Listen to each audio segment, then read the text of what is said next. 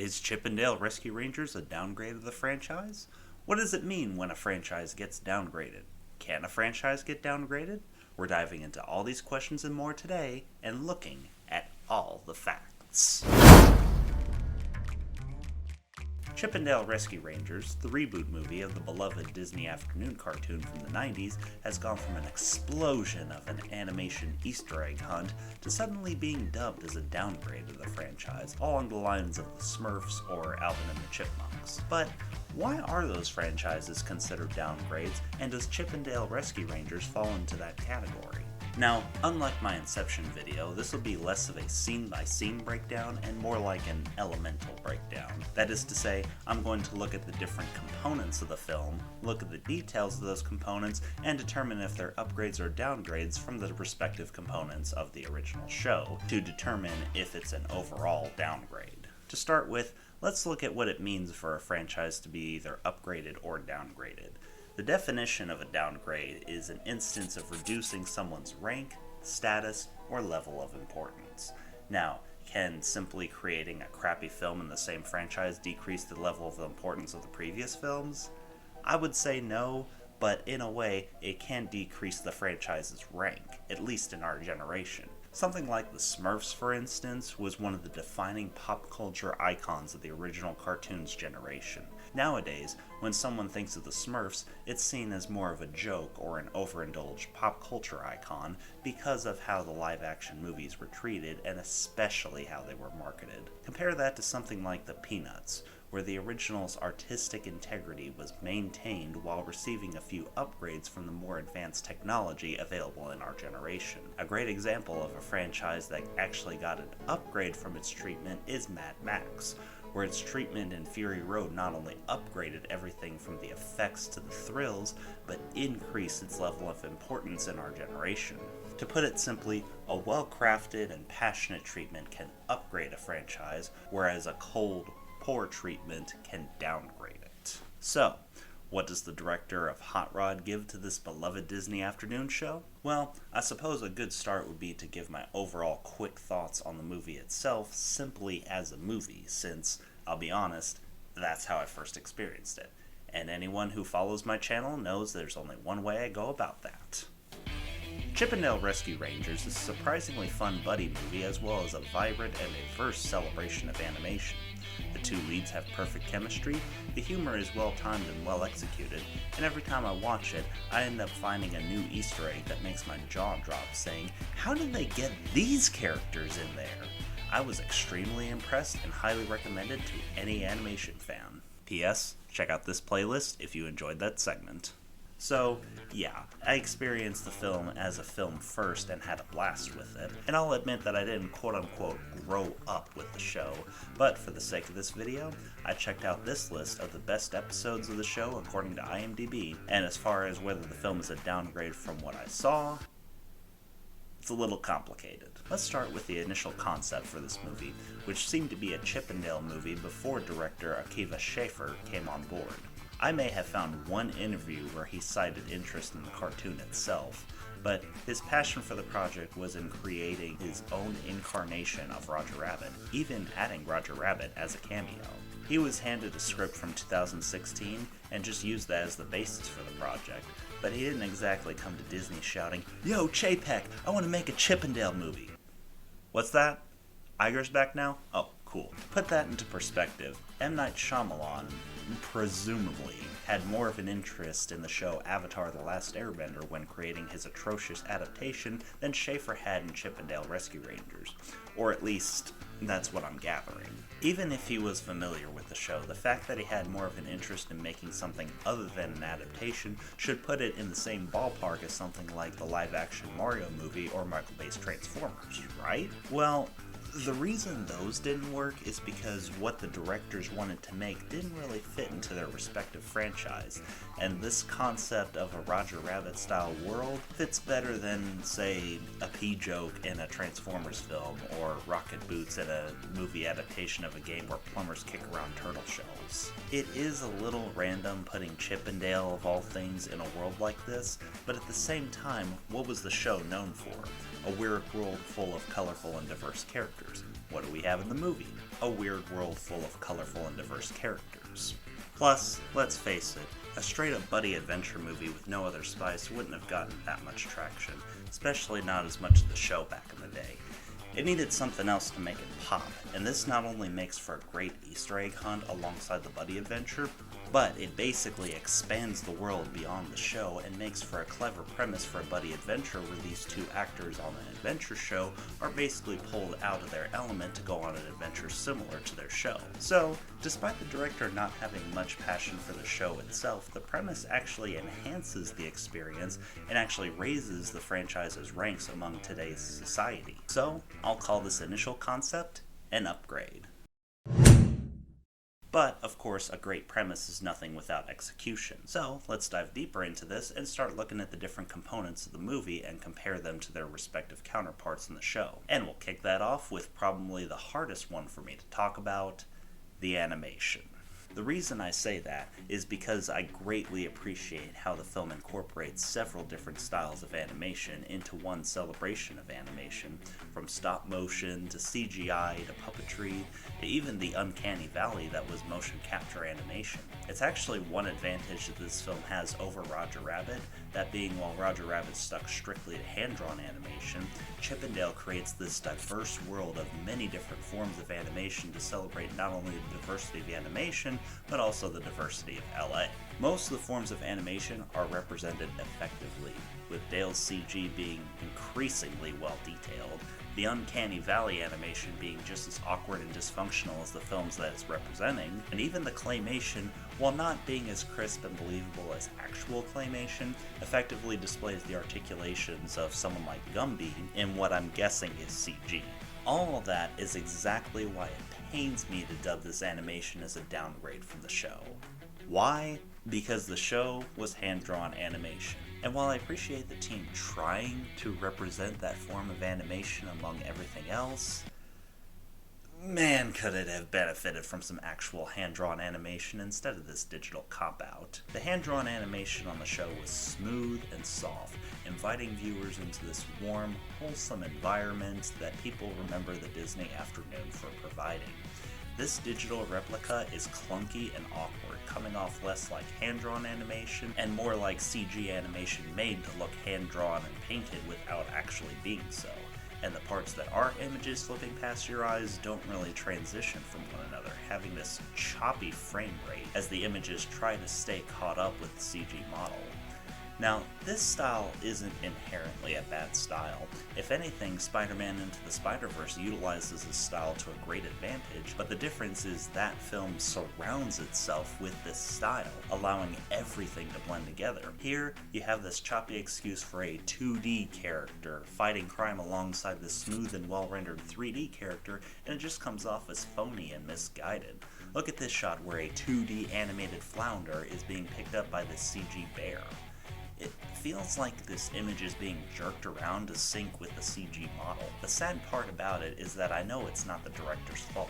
Disney hasn't been very keen on returning to hand-drawn animation since the bombing of Princess and the Frog, so I know that they were most likely pushing for this while the director was wanting to maintain the 2D portion for the sake of the story's integrity. So this is most likely the best compromise they could come up with, but it's not one that paid off. The 2D animation on the show was smoother, more cohesive, better composed, and just more wholesome.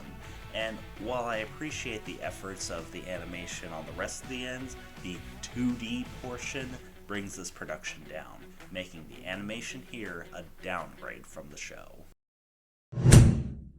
But aside from being disappointingly animated, how do the characters hold up?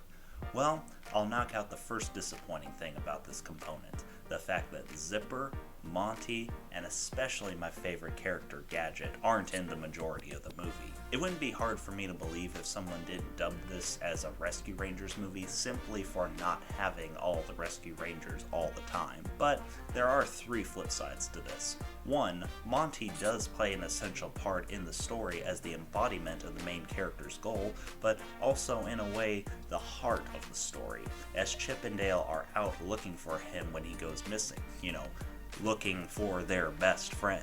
2, when Zipper and Gadget do show up, it's treated less like an obligatory cameo and more like a gleeful surprise, like, yes! Gadget returns once again! 3, and most importantly, Chip and Dale are so much fun on their own that it probably would have been shoehorning to include them throughout the whole story. Segue, let's talk about the two main characters. Despite them being portrayed not as the characters on the show, but rather actors playing the characters on the show, the personalities of the two are pretty well maintained. Chip is the straightforward, fully focused stick in the mud that he always was on the show, while Dale is the fun-loving, unfocused nutball that he always was on the show. So, does that make it an upgrade, downgrade, or just about the same as the show? Well, there is actually one thing that tips the scales towards upgrade for me. Their voices. Now, I get it. Chip and Dale have some of the most iconic voices in animation history. And honestly, when I first saw the trailer for this, John Mulaney and Andy Samberg's voices not being sped up was a little jarring.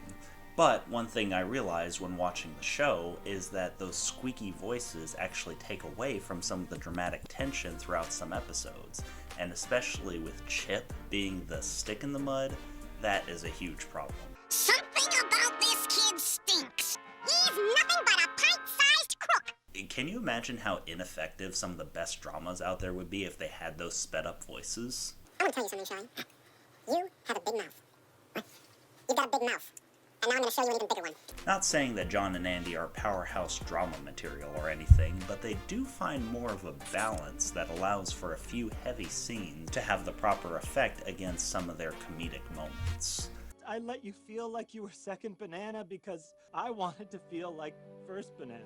I was nothing without you. Don't make me cry over a squeaking chipmunk, damn it. So, with the main characters' personalities maintained, the hunt for another character being the heart of the story, the appearances of other characters being treated like gleeful surprises, and the most flawed aspect of the previous characters, that being their voices being an improvement, I'd give the characters in this the upgrade seal. The next aspect I'd like to look at is the tone.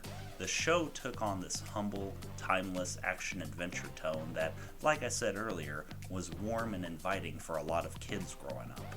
This takes the approach of a meta-comedy, kind of like a child-friendly Deadpool of sorts. Where did that idea come from? I mean, I don't expect the director of Hot Rod to deliver a Joe Johnston-style adventure or anything, but yeah, why didn't Joe Johnston direct this? My best guess is that Disney was attempting, as they have been doing for the last few years, to expand their brand's audience beyond their typical family-friendly audience. Now, does it get too kid-unfriendly? Apart from one joke with actual Chippendales and a cameo by Randy from South Park? Not really, but it's nowhere near as warm and inviting as the tone of the show. So, sad to say, I'll have to dub the tone in this as a downgrade. The last component I'd like to look over before closing this out is the story. Each episode of the show dealt with pretty straightforward mystery adventure stories. The Rangers are doing their own thing, they run into a situation where someone was in trouble, and they take the case to pull that someone out of that trouble. Whether it was a situation where they themselves got cornered into trouble, or they were inclined to do something about it because, they're the Rescue Rangers. Strangely enough, the movie combines elements of both of those scenarios. Monty is kidnapped by Sweet Pete, who, I'm not gonna lie, when I heard the name, I totally thought it was going to be this guy, but making him into a grown-up Peter Pan was even better. Anyway, Monty is kidnapped and roped into a situation where cartoons are recrafted into messed up versions of themselves to star in bootleg movie versions of their own movies. So yes, Peter Pan becomes a pirate. But I digress. So it maintains the aesthetics of the show pretty well, and even the expanded runtime wasn't really much of an issue. And like I said earlier, the Roger Rabbit style world building isn't a hindrance, as that aspect is thankfully kept in the background as a series of neat Easter eggs, unlike some universe building movies. For the most part though, it's a straightforward mystery adventure movie with a fair enough share of surprises, funny moments, sad moments, and inspiring moments, much like the cartoon. So, does that make it an upgrade or a downgrade? Not really either one. It's basically an extended episode of the show, but on a wider and wackier scale. It's funny because considering how the director was more interested in creating this Roger Rabbit style film, this could have easily have been unfocused and detached from the premise of the show, but it still maintains many of the same elements from the show. So, neither an upgrade or a downgrade, just on par. So, how does this all accumulate? Well, the tone is certainly jarring and not nearly as inviting, but it doesn't take away from the overarching adventure story that each episode was known for. The poor attempts at digitally replicating 2D animation are pretty distracting, but the personalities of the characters, whether they're in the foreground, a surprise towards the end, or in the background creeping up on us, still shine through. The initial premise doesn't have a whole lot of rhyme or reason, but it overall helped to expand the world beyond the show's initial premise and created this wild and creative world that just embraced the diversity of animation. So, what are the end results? Is the movie an upgrade or a downgrade from the show? Neither. It's just another interpretation. Some studios, you can tell they're just utilizing whatever recognizable franchise they can to rope in viewers so that they can put commercials in front of them with no respect to what the original source material's intentions were to begin with. And Chip 'n Dale Rescue Rangers doesn't even come close to doing that. It instead uses the recognizability of the franchise to bring viewers into this crazy creative world of diverse animation while still maintaining a ton of the same aspects of the original. How is that any different from what Frank Miller did with Batman, or the approach with the Daniel Craig era of James Bond? It's not the Smurfs or Alvin and the Chipmunks level downgrade that everyone's making it out to be, it's just a different approach with a different tone and a different style. Case closed. But what are your thoughts? Do you think this is one of the great downgrades of a beloved franchise? And if so, what downgraded aspects hit you the most hard? Let me know down in the comments below. And if you enjoyed this video, be sure to hit that like button and that subscribe button, as we'll be cracking even more cases like this and could truly use your support. I'm CM Waters, and I'll see you next time.